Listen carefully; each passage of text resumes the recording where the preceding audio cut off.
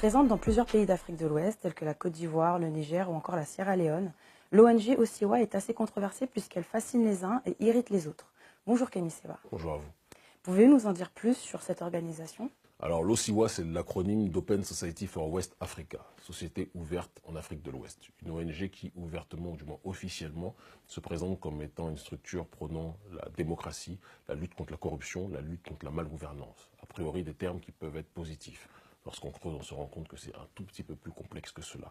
On ne peut comprendre le rôle de l'OSIWA qu'en l'incluant dans un grand ensemble auquel l'OSIWA appartient, en l'occurrence l'OSF, Open Society Foundation, qui est donc un réseau d'ONG qui a été créé en 1979 par le milliardaire George Soros. On ne peut comprendre l'idéologie de cette ONG qu'en comprenant le parcours de son fondateur. Alors qui est donc ce fameux George Soros? Alors George Soros est un milliardaire américain d'origine hongroise, né le 12 août 1930 à Budapest, qui a le particularisme d'avoir connu les deux régimes les plus totalitaires du XXe siècle, le nazisme et le communisme. Quand je dis totalitaire, c'est aussi en termes de morts qu'ils ont pu susciter les uns et les autres. Il a 14 ans, du moins il a 13 ans, mais dans sa 14e année, lorsque il voit l'Allemagne envahir son pays. Il échappe de peu à la déportation et à la Shoah, juif de son État, parce qu'il est protégé par un fonctionnaire du ministère public qui le fait passer pour son filleul. Et donc il évite la déportation, mais il voit des tas de gens, des tas de membres de sa propre famille et des tas de coreligionnaires être déportés. C'est quelque chose qui le marquera durablement, et c'est quelque chose de légitime. On se doit de le dire. À la suite du nazisme, il y a l'envahissement de l'Union soviétique. Et là, encore une fois, après le nazisme, donc il voit un autre régime totalitaire s'installer sur ces terres-là. Il gardera de cette double expérience une aversion viscérale pour les sociétés dites fermées, qui pour lui, à la base, génèrent les sociétés dites totalitaires. Après avoir vécu ces différentes souffrances en Hongrie, que fait-il exactement? Alors il part avec sa famille. En 1946, il s'installe au Royaume-Uni à Londres. Il s'inscrit en 1947 à la London School of Economy. Il passera d'ailleurs en réalité un double cursus à la fois économique et philosophique. Il est diplômé en 1951 du Bachelor of Science en économie. Et en 1954, il obtient son doctorat en philosophie. Pouvez-vous nous en dire un peu plus d'ailleurs sur son idéologie, sa pensée philosophique? Alors, en ce qui concerne son idéologie et sa philosophie, on ne peut la comprendre qu'en comprenant qui est son tuteur idéologique. Son tuteur, c'est Karl Popper, le grand philosophe autrichien-britannique, qui a beaucoup marqué les esprits au cours du XXe siècle. Karl Popper est l'auteur d'un certain nombre de livres, notamment un livre qui est un livre référence en 2 tomes, La société ouverte et ses ennemis. La société ouverte et ses ennemis donne des réponses structurelles et idéologiques et intellectuelles à un George Soros qui est blessé par la violence des régimes totalitaires, qui instinctivement avait senti que les sociétés fermées peuvent poser problème, pas systématiquement, mais lui en tout cas les voit comme des problèmes systématiques. Et donc dans la pensée de Karl Popper qui donne une primauté de l'individu sur la collectivité, George Soros se retrouve dans cette démarche-là et quelque part finit par appeler sa structure Open Society en fonction de l'ouvrage de référence de Karl Popper. Alors comment ce jeune philosophe va-t-il pouvoir financer ses activités politiques? Ce jeune philosophe est aussi un génie en économie qui a compris les failles du système capitaliste. Et il sait, en fonction d'un certain nombre d'investissements bien sentis quelque part et de spéculations financières bien senties, il sait créer de la richesse là où elle n'est pas. Et donc, il devient riche très rapidement, George Soros. Il crée son premier fonds d'investissement en 1969 à Curaçao, aux Antilles. Et il est soutenu par un certain nombre de bailleurs de fonds. Dans ces bailleurs de fonds, il y a notamment la banque Rothschild de Paris. Rappelons que la banque Rothschild de Paris ne prête jamais ou n'investit jamais gratuitement sur des individus. Si elle le fait sur George Soros, Georgie Schwartz de son véritable nom, c'est parce qu'elle sait que ce dernier est quelqu'un qui partage la même vision sur le terrain du capitalisme, de un, et qui partage aussi la même vision sur le terrain du libéralisme sociétal.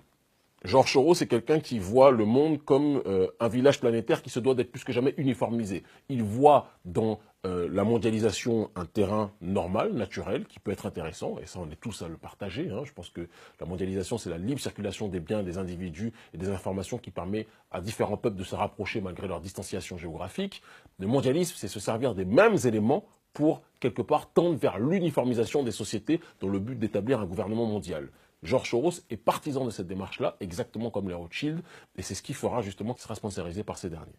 Alors pour en venir un petit peu à l'ONG, au-delà des objectifs officiellement exposés, quelles sont les actions de l'Open Society Foundation à travers le monde? Alors, officiellement, c'est promouvoir la démocratie, mais officieusement, c'est tout faire pour faire sauter des régimes qui sont jaloux de leur souveraineté, des régimes qui veulent posséder leur souveraineté, qui ne veulent pas entendre une justice internationale ou une politique internationale leur dicter leur bonne conduite. Le premier terrain d'expérimentation de Georges Soros, c'est l'Europe de l'Est. Traumatisé qu'il l'est par ces doubles mots qu'il a pu connaître dans sa jeunesse, il fait en sorte que l'Europe de l'Est puisse être un terrain où la démocratie, dans son sens oligarchique mondialiste, puisse plus que jamais être établie. Donc il finance un certain nombre de groupes, il s'appuie systématiquement sur des minorités ostracisées pour les faire avancer tels des chevaux de Troie et des agents d'influence de ses idées. Il sponsorise notamment en Roumanie le Gay Fest, qui est le festival annuel des homosexuels là-bas. Il finance notamment des groupes comme les Femen, qui ont créé en 2008, qui est un groupuscule extrémiste féministe. On va passer les détails de leurs actions que tout le monde connaît aujourd'hui. Et il contribue aussi notamment au financement des révolutions colorées en Europe de l'Est, de telle sorte qu'il fait tomber un certain nombre de régimes qui systématiquement deviennent des régimes par la suite pro-occidentaux, pro-globalistes, pro-mondialistes. C'est quelque chose d'extrêmement important à rappeler parce que ce qu'il fait en Afrique aujourd'hui, c'est ce qu'il a réussi à faire du côté de l'Europe de l'Est. D'accord. Et exactement, quels sont les champs d'action d'Osiwa en Afrique? Alors, en Afrique, il utilise les mêmes méthodes. On va dire que l'Europe de l'Est lui a servi de laboratoire d'ingénierie sociale sur le terrain de la géopolitique. Il applique la même méthodologie, d'abord en Afrique du Nord et plus précisément au Caire en Égypte. Il sponsorise à coût de millions de dollars un certain nombre de jeunes blogueurs égyptiens, d'accord, qui sont les inspirateurs du printemps arabe. Le printemps arabe, tout le monde connaît aujourd'hui ce que c'est, tout le monde en a vu les dérives, tout le monde en a vu la déstructuration, notamment le meurtre de Kadhafi qui est dû notamment à ce feu qui a été allumé à cette occasion. Et meurtre de Kadhafi, destruction de la Libye qui a déstructuré le continent africain. Et tout ça part en réalité d'une volonté de Georges Soros de faire sauter les régimes qui ne lui paraissaient pas suffisamment permissifs par rapport à ses idées ultralibérales. Alors comment passe-t-on du printemps arabe à l'Afrique subsaharienne? Alors on passe du printemps arabe à l'Afrique subsaharienne en s'arrêtant du côté du Sénégal. L'Open Society for West Africa, OSIWA, donc utilise là encore une fois les mêmes méthodes qui ont réussi en Europe de l'Est, entre guillemets réussi, qui se sont déroulées au sein du printemps arabe. Ils les utilisent à Dakar. À Dakar, il y a une période extrêmement difficile avec le régime Ouad, qui est paupérisé, qui est gangréné, excusez-moi, par la corruption, qui est gangréné par un certain nombre de contre-valeurs. C'est quelque chose qu'il est nécessaire, encore une fois, de rappeler, de préciser. Et donc, l'Open Society for West Africa, OSIWA, s'appuie sur les frustrations légitimes au sein du peuple, la haine de la corruption, le chômage endémique qui existe au sein de ces sociétés. Georges Soros décide de parier sur les populations les plus marginalisées, en l'occurrence la jeunesse. Il sponsorise des rappeurs, des activistes, des journalistes. Et ces derniers forment un collectif qui va s'appeler Y'en a marre, qui est un cri de guerre d'une jeunesse africaine, d'une jeunesse sénégalaise surtout, qui était fatiguée de la dérive du régime Ouad. Et donc, ils agissent contre ce dernier en s'appuyant sur un certain nombre de principes qui peuvent paraître, à prime abord, légitimes, il faut le dire. Maintenant, le problème, il faut comprendre pourquoi Abdoulaye Wade dérange en partie l'oligarchie, bien qu'il soit pourtant quelqu'un qui leur ressemble sur d'autres points.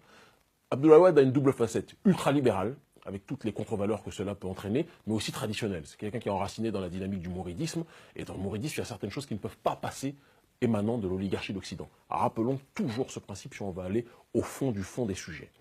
Et dans l'optique qui est celle des officines mondialistes et de l'Open Society for West Africa, déstabiliser ce dernier permettrait, entre autres, d'imposer un responsable politique par la suite qui pourrait être beaucoup plus favorable à un certain nombre de réformes sur un tas de sujets. Je prends l'exemple des APE, accords de partenariat économique, je prends l'exemple d'un certain nombre de principes qui peuvent justement pousser le Sénégal, qui est une société enracinée sur sa tradition, la pousser à devenir quelque part une société ouverte. Et donc ils ont réussi à le faire de par la transition Abdoulaye Wade-Macky Sall, qui s'appuie sur une frustration légitime d'un panel de la population qu'il est nécessaire de préciser. Après le Sénégal, la même méthode est utilisée dans d'autres pays, notamment au Congo, avec Filimbi.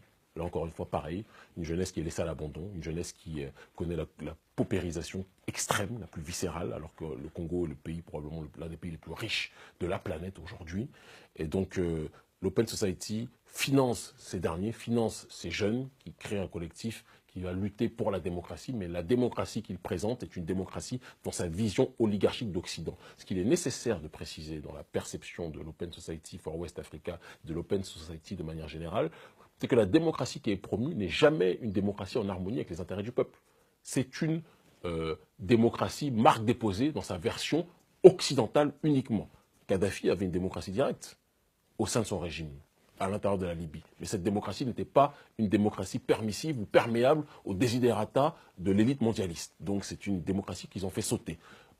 Pareil au Venezuela, ils ont essayé de s'implanter là-bas, ça n'a pas marché, Chavez les a combattus. Evo Morales les a combattus. En Russie, l'Open Society a été interdite pour la simple et unique raison que la démocratie, dans son sens poutinien, n'est pas une démocratie qui correspond aux intérêts et aux desiderata de l'oligarchie d'Occident. Alors, au-delà des ONG, y a-t-il d'autres groupes que Osiwa finance? Oui, l'Open Society s'intéresse beaucoup à tout ce qui a trait à la communication. Donc, ils ont décidé de financer, par exemple, des groupes de presse qui peuvent influer, ne serait-ce qu'en partie, sur une tendance ou une branche ou un axe de la société civile. C'est le cas, par exemple, de son partenariat, qui l'illustre parfaitement, avec le journal Le Monde Afrique. À la base, Le Monde Afrique est censé, qui vient du journal Le Monde, est censé être une référence. Sauf que ils ont compris que, étant donné que le monde jouit d'un certain prestige auprès de l'intelligentsia, la masse s'en moque complètement, mais l'intelligentsia africaine a toujours aimé le journal Le Monde. Ils investissent auprès de ces derniers.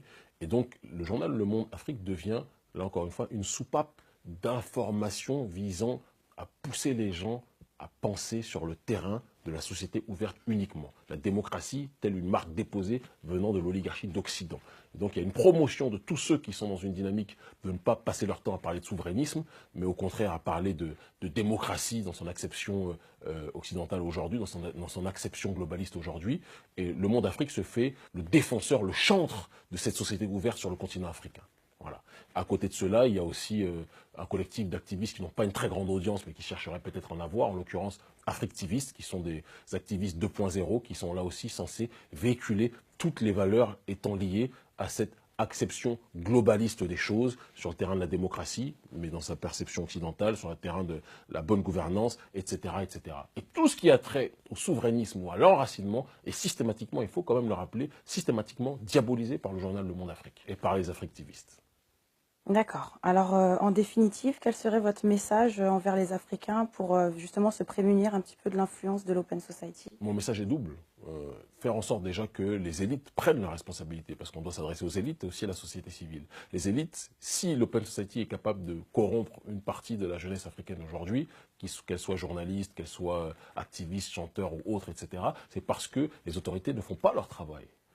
Quand on laisse une jeunesse paupérisée, quand on laisse une jeunesse à l'abandon, cette jeunesse fragilisée devient une cible pour d'autres forces exogènes qui veulent les coopter et les réorienter vers leurs propres intérêts. On va plus loin aussi maintenant en s'adressant à la société civile en disant que on a une période charnière de notre histoire. Aujourd'hui, la jeunesse africaine doit pouvoir accéder à la souveraineté. La souveraineté, c'est que notre destinée politique ou notre volonté de démocratie soit décidée et dessinée par nous et non pas par autrui. Le mondialisme est l'ultime forme du colonialisme. Il y a eu le colonialisme, le néocolonialisme. Aujourd'hui, le globalisme via la société civile, c'est une des formes les plus perfides parce que le colon se présente comme notre ami, alors qu'en réalité, c'est notre pire ennemi. Eh bien, merci Kémy Séba pour cette intervention. C'est moi qui vous remercie. Pertinente.